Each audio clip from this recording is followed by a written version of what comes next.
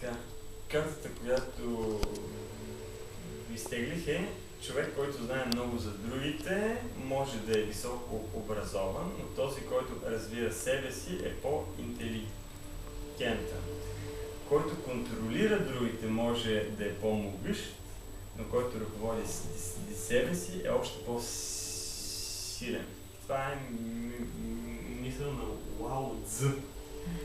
Лао Цзъ. Значи човек, който знае много за другите, е високо образован.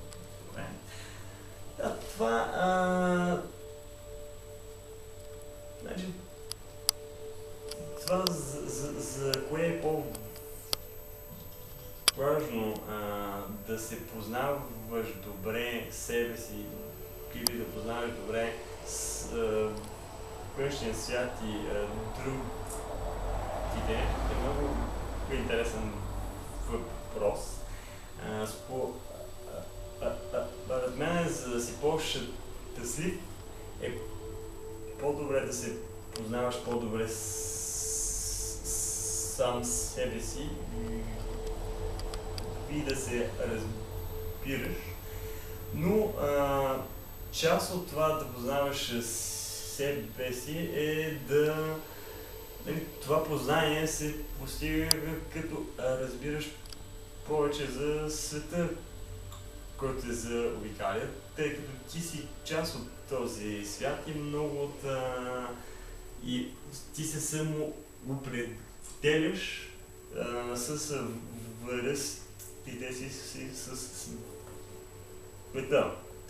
Сега това дали ще знаеш много от историята, от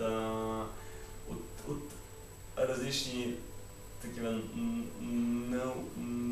науки, може да те направи да изглеждаш добре и така по-интелигентен, но това няма директно да се отрази на това колко добре живееш.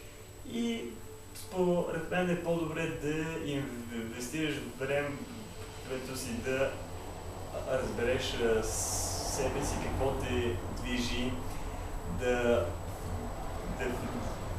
хикнеш добре в психологията на хората и в частност в своята вътрешен мироглед и така ще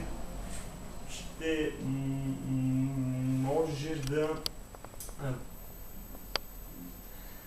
да се движиш по-плавно в живота си към щастие си приемане, отколкото ако се задълбаеш в дебели книги да друго знание, което не можеш да го приложиш така и лесно.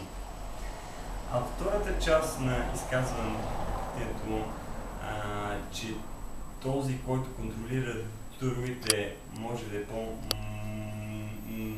но този, който ръководи себе си, е по-силен. Това съм съгласен с това изказване, защото обикновено е по-трудно себе си да ръководиш и да направиш своите дела. И всъщност само такъв човек би успял да вдъхнови и да може да повлияе върху другите. Това е, което бих искал да кажа по темата.